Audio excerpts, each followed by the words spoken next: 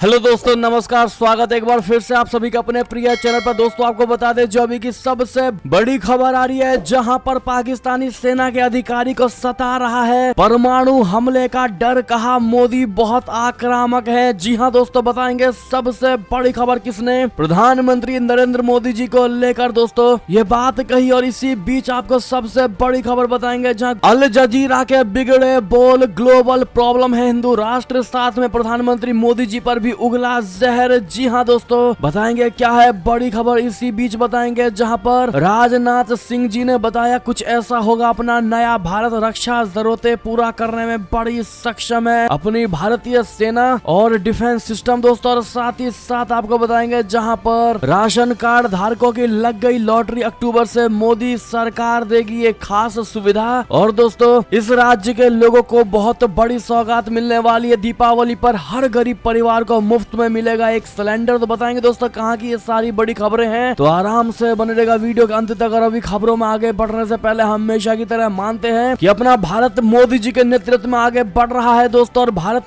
की विदेश नीति मोदी जी के होने से ही सबसे बेस्ट और सबसे मजबूत बनी है दोस्तों। तो इस वीडियो को भी कर दीजिए लाइक, चैनल को कर दीजिए सब्सक्राइब, बेल आइकन दबाइए, साथ ही कमेंट बॉक्स में लिख दीजिएगा जय हिंद। जी हाँ दोस्तों, तो चलते हैं पहली और सबसे बड़ी खबर की तरफ, जहाँ पर पाकिस्तानी सेना के अधिकारी को सता रहा परमाणु हमले का डर। कहा मोदी बहुत आक्रामक। जी हां, पाकिस्तान की सेना से रिटायर्ड लेफ्टिनेंट जनरल और पाकिस्तानी नेशनल कमांड अथॉरिटी के सलाहकार खालिद अहमद किदवई ने भारत की नरेंद्र मोदी सरकार को लेकर विवादित बयान दिया है। खालिद अहमद किदवई ने कहा कि भारत में न्यूक्लियर हथियार की ताकत अब हिंदू कट्टरपंथियों के हाथ में है, जिस वजह से क्षेत्र में सामरिक अस्थिरता की आशंका बढ़ गई है। सोमवार को साउथ एशिया में सामरिक स्थिरता पर एक वर्कशॉप में बात करते हुए किदवई ने कहा कि भारत में परमाणु शक्ति अब कट्टरपंथी लीडरशिप के हाथों में है। किदवई ने आगे कहा कि भारत में कट्टरपंथी विचारधारा वाली सरकार और परमाणु शक्ति का होना एक खतरनाक कॉम्बिनेशन है, जो दक्षिण एशिया की स्थिरता के लिए सबसे बड़ा खतरा है। जी हाँ दोस्तों, किदवई ने आगे कहा कि भारत में परमाणु ताकत से संबंधित कमांड, कंट्रोल और ऑपरेशनल फैसलों की जिम्मेदार इंडियन नेशनल कमांड अथॉरिटी है। इसकी राजनीति परिषद की कमान प्रधानमंत्री नरेंद्र मोदी तो कार्य परिषद की कमान अजित डोभाल के हाथों में है। और इसके साथ ही भारत सरकार के कुछ मंत्री आरएसएस बैकग्राउंड से आते हैं, जिनमें गृह मंत्री अमित शाह जी और रक्षा मंत्री राजनाथ सिंह भी शामिल हैं। आपको बता दें दोस्तों, किदवई ने आगे भारत पर आरोप लगाते हुए और भारत के पीएम मोदी जी पर आरोप लगाते हुए कहा है कि भारत के प्रधानमंत्री नरेंद्र मोदी जी ने परमाणु इस्तेमाल को लेकर हमेशा आक्रामक रुख अपनाया है। अपनी जनसभाओं में वे परमाणु शक्ति के इस्तेमाल की बात करते हैं, तो वहीं उनके मंत्रियों ने भी कई मौकों पर भड़काऊ और गैर जिम्मेदाराना बयान दिया है। यानी कि दोस्तों पाकिस्तानी सेना के अधिकारी के द्वारा दिया गया ये बयान दोस्तों ये साफ दर्शाता है कि पाकिस्तान को भारत से कितना ज्यादा डर लगता है दोस्तों। उसके बावजूद भी अपने आतंकवाद का समर्थन देना नहीं छोड़ रहा है। जी हाँ दोस्तों, और उसको डर सता रहा है कि भारत कहीं परमाणु हमले ना कर दे। जी हाँ दोस्तों, मोदी जी को आक्रामक बताया गया है। इससे में आपकी जो भी राय हो बताइएगा जरूर दोस्तों। और प्रधानमंत्री नरेंद्र मोदी जी कैसे हैं, शायद पाकिस्तान ने अभी इनको पहचाना नहीं है दोस्तों, क्योंकि मोदी जी अच्छों के लिए इतने अच्छे हैं कि शायद उनसे अच्छा कोई नहीं हो सकता दोस्तों। लेकिन बुरों के लिए वे ऐसे हैं दोस्तों कि बुरे जो हैं वो बिना बोले ही समझ जाएंगे। ऐसे में आपकी जो भी राय हो बताइएगा जरूर। और दोस्तों आप सभी से रिक्वेस्ट है, इस वीडियो को अधिक से अधिक शेयर कर दीजिएगा व्हाट्सएप, फेसबुक, ट्विटर पर। एक और बड़ी खबर की बात करें, जहाँ पर अल जजीरा के बिगड़े बोल, कहा ग्लोबल प्रॉब्लम है हिंदू राष्ट्रवाद, प्रधानमंत्री मोदी जी पर भी उगला जहर। जी हाँ दोस्तों, अल जजीरा में प्रकाशित एक आर्टिकल में हिंदू राष्ट्रवाद को दुनिया के लिए एक नई समस्या के तौर पर बताया गया है दोस्तों। इसमें भारतीय प्रधानमंत्री नरेंद्र मोदी जी भाजपा और विश्व हिंदू परिषद को हिंदू राइट विंग के दुनिया में प्रसार के लिए जिम्मेदार बताया गया है। अल जजीरा ने हाल ही में ब्रिटेन के लिसेस्टर में हुई घटना के पीछे भी इसी को ही एक वजह बताया है। साथ ही ये कहा गया कि हिंदुत्व का प्रचार, पॉलिटिकल फिलॉसफी बिल्कुल नए अंदाज में सामने आ रही है। इसकी जड़ें भारतीय शहरों की गलियों में होने वाली हिंसा से जुड़ी हुई है। यह आर्टिकल लिखा है सोमदीप ने। सोमदीप डेनमार्क की रोस किल्डे यूनिवर्सिटी में इंटरनेशनल डेवलपमेंट स्टडीज के असिस्टेंट प्रोफेसर हैं। उन्होंने लिखा है कि 17 सितंबर को लिसेस्टर गलियों में एक युवा हिंदू जय श्री राम के नारे लगाता हुआ आगे बढ़ता है।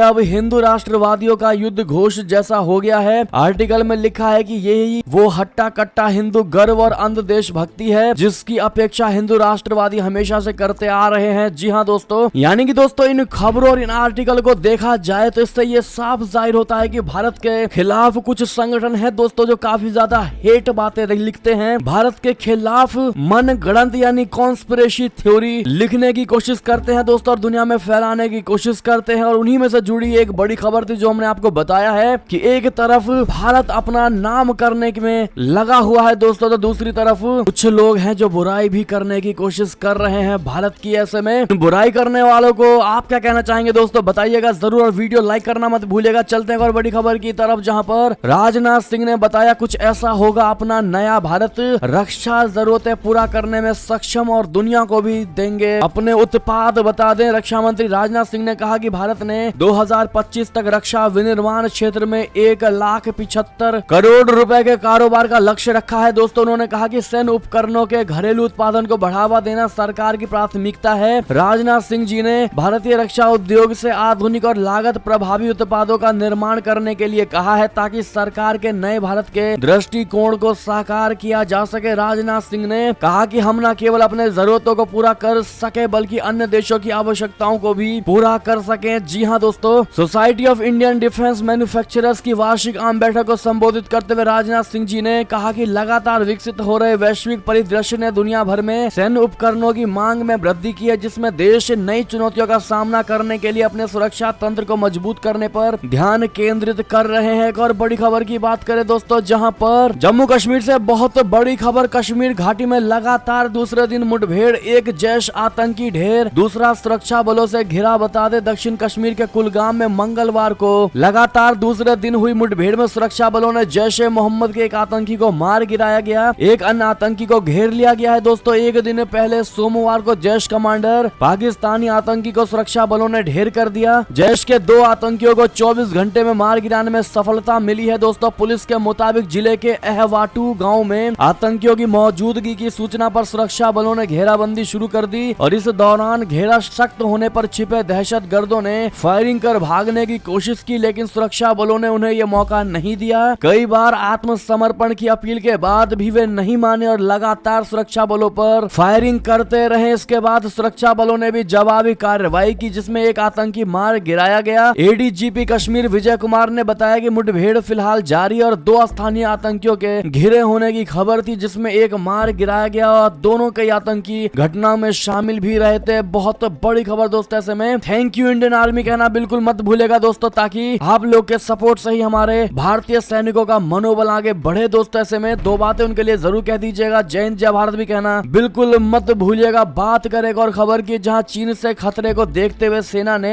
L&T को 100 और K9 वज्र होवित्जर तोपों का ऑर्डर देगी। जी हां दोस्तों, वास्तविक नियंत्रण रेखा यानी LAC पर चीन का सामना करने के लिए सेना ने उत्तरी सीमाओं पर और अधिक K9 वज्र होवित्जर तोप तैनात करने का विचार बना लिया है। इसके लिए सेना निजी रक्षा प्रमुख लार्सन एंड ट्रूबो बोले तो L&T को 100 और K9 वज्र ट्रैक्ड सेल्फ प्रोपेल्ड होवित्जर तोपों का ऑर्डर देने के लिए तैयार है। सेना स्वदेशी उन्नत towed artillery gun system 155 millimetre 52 calibre howitzer के बाकी के ट्रायल्स को भी तेजी से पूरा करने की कोशिश कर रही है। जी हाँ दोस्तों, यानी भारत सरकार बोले तो भारत की मोदी सरकार दोस्तों अपने सेनाओं को और ज्यादा वज्र और स्ट्रॉन्ग बनाने के लिए हर संभव प्रयास में लगी हुई है। क्या आपको मोदी सरकार पर भरोसा है दोस्तों? लिखकर अवश्य बताइएगा। एक और खबर की बात करें, जहां विमान में एक सीट पाने के लिए 21 लाख रुपए तक खर्च कर रहे हैं रूसी लोग। पुतिन के एक फैसले से देश में मची खलबली। बता दें यूक्रेन पर रूसी हमले को करीब 7 महीने से भी ज्यादा का वक्त हो गया है दोस्तों। रूसी राष्ट्रपति व्लादिमीर पुतिन ने 3 लाख आरक्षित सैनिकों की आंशिक तैनाती की घोषणा की है। पुतिन ने 3 लाख रिजर्विस्ट बोले तो आरक्षित सैनिक की आंशिक तैनाती की योजना बनाई गई है। पुतिन की ताजा योजना से भयभीत रूसी नागरिक जल्द से जल्द देश छोड़ना चाहते हैं। कहा जा रहा है कि पुतिन की घोषणा के बाद रशिया ऐसे लोगों के लिए अपनी सीमाओं को बंद कर देगा जो युद्ध लड़ सकते हैं और इसी को देखते हुए लोग देश छोड़ने को बेताब है और इसके लिए वे निजी विमानों में सीट बुक करने के लिए मनमाने पैसे खर्च कर रहे हैं। जी हाँ दोस्तों, आपको बता दें इतना ही नहीं दोस्तों, सबसे बड़ी खबर आ रही है, यूक्रेन के कब्जाए इलाके को जल्द रशिया में शामिल कर सकते हैं पुतिन। जनमत संग्रह का आज आखिरी दिन। जी हाँ दोस्तों, रशिया के कब्जे वाले यूक्रेन के क्षेत्र में जनमत संग्रह का आखिरी दिन है और इस जनमत संग्रह से ये तय होना है कि क्या कब्जे वाले क्षेत्र रशिया का हिस्सा बनना चाहते हैं या नहीं। जनमत संग्रह कराने बनाने को यूक्रेन और उसके सहयोगी देशों ने एक दिखावा बताया है। ये मतदान लुहांस्क आंशिक रूप से रशिया के कब्जे में आए जापोरिजिया और दोनेत्स्क क्षेत्र में हो रहा है। दोस्तों लगभग 40 लाख लोगों को मतदान में भाग लेने को कहा गया है। लोगों से वोट लेने के लिए चुनाव अधिकारी सशस्त्र बलों के साथ घर घर पहुंचे। जी हां दोस्तों, ऐसी अटकलें भी लगाई जा रही हैं कि रूसी राष्ट्रपति व्लादिमीर पुतिन शुक्रवार को रशिया की संसद के संयुक्त सत्र में जनमत संग्रह के मतों की घोषणा कर सकते हैं। एक और बड़ी खबर की बात करें, जहां पर प्रधानमंत्री मोदी जी ने जापान में की ऑस्ट्रेलियाई पीएम अल्बनीज से मुलाकात।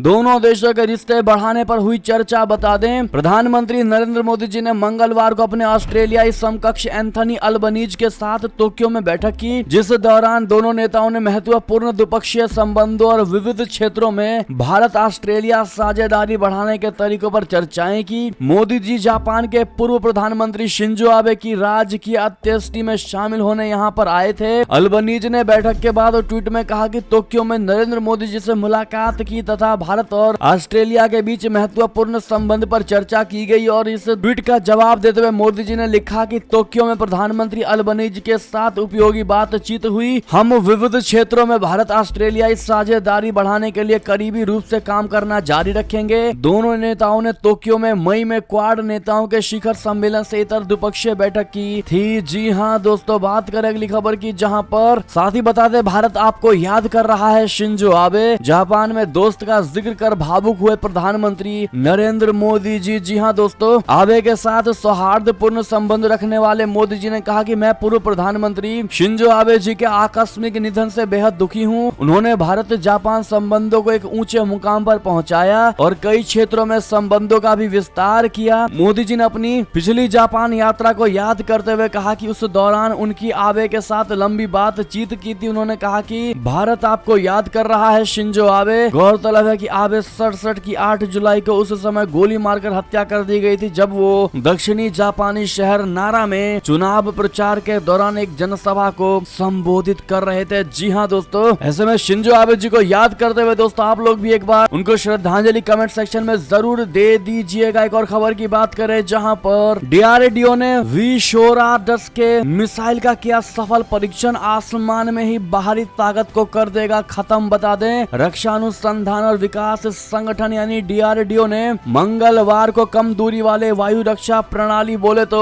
विशोराड मिसाइल का ओडिशा के समुद्र तट से दूर चांदीपुर स्थित इंटीग्रेटेड टेस्ट रेंज से सफल परीक्षण कर दिया। डीआरडीओ ने इस प्रकार के 2 सफल परीक्षण किए हैं। दोस्तों मीडिया रिपोर्ट के अनुसार कम दूरी वाले वायु प्रणाली one man portable air defence system है। दोस्तों मीडिया की रिपोर्ट में बताया गया कि इसे हैदराबाद स्थित डीआरडीओ के रिसर्च सेंटर इमरत की ओर से संगठन के अन्य प्रयोगशालाओं और भारतीय उद्योग भागीदारों के सहयोग से स्वदेशी रूप से तैयार और विकसित किया गया है। एक और बड़ी खबर की बात करें, जहां पर जयशंकर जी ब्लिंकन की संयुक्त प्रेस कॉन्फ्रेंस। रशिया यूक्रेन समेत इन मुद्दों पर भारत की 2 टूक बता दे विदेश मंत्री डॉक्टर एस जयशंकर जी और अमेरिकी विदेश मंत्री एंटनी ब्लिंकन ने वाशिंगटन में एक संयुक्त प्रेस कॉन्फ्रेंस की। अमेरिकी विदेश मंत्री एंटनी ब्लिंकन ने कहा कि आज की बैठक और पिछली रात की रात्रि भोज में हमने अपनी रणनीतिक साझेदारी को और मजबूत करने और साझा उद्देश्यों को आगे बढ़ाने के तरीकों के बारे में बात की। भारत दिसंबर में यूएनएससी में अध्यक्षता करने और अगले साल G20 में अध्यक्षता करने के साथ अधिक वैश्विक सहयोग और कार्यवाही को एक साथ चलाने में सक्षम होगा। हमारे देशों भारत और अमेरिका के बीच साझेदारी दुनिया में सबसे अधिक परिणामी और महत्वपूर्ण है। लोगों के सामने आने वाली हर वैश्विक चुनौती का समाधान करना महत्वपूर्ण है। दोनों देश मिलकर इस काम को सफलता पूर्वक कर रहे हैं। जी हाँ दोस्तों, एक और खबर की ओर चले, जहां पर पाकिस्तान में सिख महिला के जबरन धर्म परिवर्तन पर भारत ने जताई चिंता। विदेश मंत्री जयशंकर जी ने कही ये बात। बता दें, विदेश मंत्रालय ने पाकिस्तान के खैबर पख्तूनख्वा प्रांत में सिख महिला शिक्षक के जबरन धर्म परिवर्तन को लेकर गंभीर चिंता व्यक्त की है। विदेश मंत्री डॉक्टर एस जयशंकर जी ने बताया कि उन्होंने इस मामले को पाकिस्तान के समक्ष उठाया है। जी हाँ दोस्तों, डॉक्टर एस जयशंकर जी ने कहा कि भारत सरकार उम्मीद करती है कि पाकिस्तान सरकार ईमानदारी से इसकी जांच करेगी और इस घटना के लिए जिम्मेदार लोगों के खिलाफ सख्त कार्रवाई करेगी। विदेश मंत्री जी ने कहा कि पाकिस्तान में अल्पसंख्यक समुदायों के सदस्यों की सुरक्षा और कल्याण को सुनिश्चित करने के लिए भी कहा गया है, जिसमें उनके पूजा स्थल भी शामिल है। जी हाँ दोस्तों, ऐसे में पाकिस्तान में दोस्तों जिस प्रकार से अल्पसंख्यकों पर जमकर दोस्तों दोस्तों अभद्र व्यवहार हो रहा है, उन पर दबाव दिया जा रहा है दोस्तों, उनको मारा जा रहा है, धर्म परिवर्तन जबरन तरीके से करवाया जा रहा है दोस्तों। ऐसे में इतना ज्यादा प्रताड़ित दोस्तों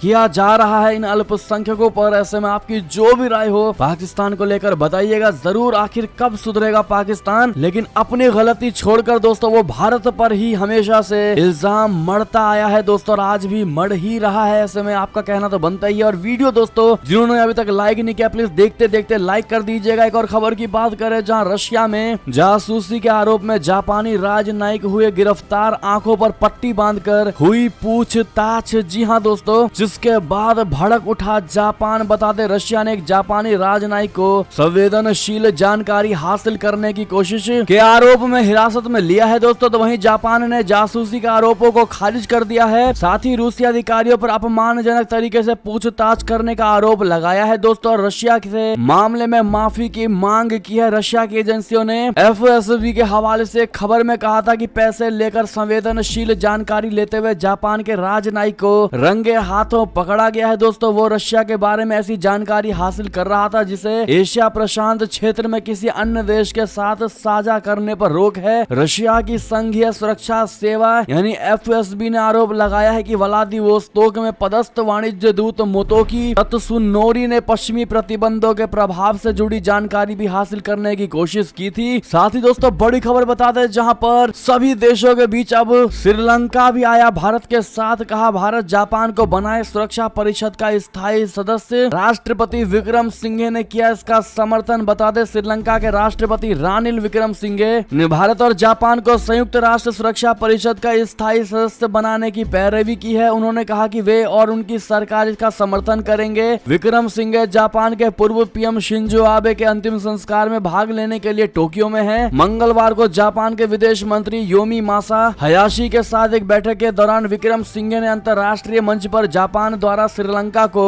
द्वारा दिए गए समर्थन की सराहना की। उन्होंने संयुक्त राष्ट्र सुरक्षा परिषद के स्थायी बोले तो परमानेंट सदस्य बनने के लिए जापान और भारत दोनों के अभियान का समर्थन करने की सरकार से इच्छा व्यक्त की। जी हाँ दोस्तों, एक और बड़ी खबर की बात करें जहां पर चीन में सैन्य तख्तापलट की अफवाहों के बीच नजर आए शी जिनपिंग। जी हाँ दोस्तों, इस हालत में दिखाई दिए। बता दें चीन के राष्ट्रपति शी जिनपिंग उज्बेकिस्तान में एससीओ समिट से वापस आने के बाद मंगलवार को पहली बार सार्वजनिक रूप से नजर आए। शी जिनपिंग ने इस महीने की शुरुआत में 2 साल से अधिक समय में अपनी पहली विदेश यात्रा की थी। सरकारी समाचार एजेंसी सिन्हुआ की रिपोर्ट के अनुसार पिछले 1 दशक में चीन की उपलब्धियों के बारे में मंगलवार को शी जिनपिंग ने मास्क पहनकर बीजिंग में एक प्रदर्शनी का दौरा किया। शी की सार्वजनिक उपस्थिति 16 सितंबर की आधी रात को उज्बेकिस्तान से बीजिंग लौटने के बाद आई। उस यात्रा से पहले चीनी नेता आखिरी बार जनवरी 2020 में विदेश गए थे जब उन्होंने म्यांमार का दौरा किया था। जी हाँ दोस्तों, चीनी राष्ट्रपति सार्वजनिक रूप से तब नजर आए जब चीन में सैन्य तख्तापलट की अफवाह चल रही थी। द गार्जियन की रिपोर्ट के अनुसार भ्रष्टाचार के लिए वरिष्ठ सुरक्षा अधिकारियों के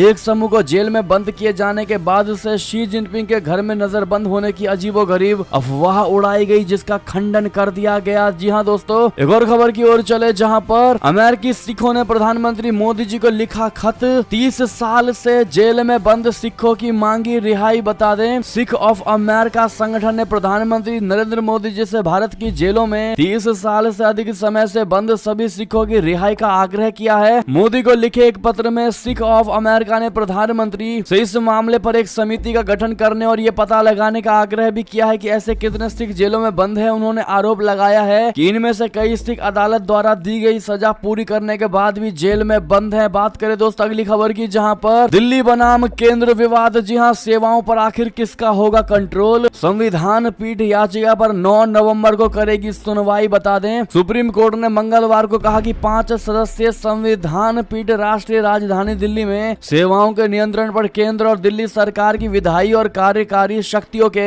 दायरे से संबंधित कानूनी मुद्दे पर 9 नवंबर को सुनवाई करेगी। जस्टिस DY चंद्रचूड़ की अध्यक्षता वाली 5 जजों की बेंच ने कहा है कि बेंच दैनिक आधार पर मामले की सुनवाई शुरू करेगी। बेंच ने कहा कि मामला 9 नवंबर 2022 को सुबह 10:30 बजे सुनवाई के लिए सूचीबद्ध करें। बेंच में justice MR Shah, justice Krishna Murari, justice Hima Kohli और जस्टिस PS नरसिम्हा भी शामिल है। क्या लगता है दोस्तों आपको सेवाओं पर किसका होगा कंट्रोल, दिल्ली सरकार का या फिर केंद्र केंद्र सरकार का बताइएगा जरूर। एक और खबर की बात करें जहां उद्धव सरकार का एक और फैसला वापस ले सकते हैं सीएम शिंदे जी। राज्यपाल की बढ़ेंगी शक्तियां, बता दें महाराष्ट्र के मुख्यमंत्री एकनाथ शिंदे जल्द ही पिछली एमवीएस सरकार का एक और अहम फैसला वापस ले सकती है। ये फैसला राज्य के विश्वविद्यालयों से जुड़ा है दोस्तों। दरअसल उद्धव ठाकरे के नेतृत्व वाली पिछली महाविकास अघाड़ी बोले तो एमवीएस सरकार ने राज्य सार्वजनिक विश्वविद्यालय अधिनियम 2016 में संशोधन किया था और इस अधिनियम में किया गया संशोधन राज्यपाल की शक्तियों को कम करता है और राज्य सरकार को कुलपति के पद पर नामों की सिफारिश करने का अधिकार देता है। अब खबर है कि महाराष्ट्र मंत्रिमंडल इसे वापस ले सकता है। द इंडियन एक्सप्रेस की रिपोर्ट के मुताबिक ये बड़ी जानकारी आ रही थी दोस्तों। साथ ही साथ बड़ी खबर बता दें आपको, जहां पर मुख्तार अंसारी सहित 36 माफियाओं को आजीवन कारावास और 2 को हुई फांसी की सजा। बता दें मुख्तार अंसारी सहित 36 माफिया और उनके शागिर्दों को आजीवन कारावास और 2 को फांसी की सजा हुई है। साथ ही पिछले 6 महीने में प्रदेश स्तर पर चिन्हित 62 माफियाओं की अवैध रूप से कमाई गई 22 करोड़ से अधिक की संपत्ति को जब्त और ध्वस्त किया गया है। सबसे कम समय में सजा दिलाने में भी उत्तर प्रदेश देश में पहले स्थान पर है। यूपी पुलिस ने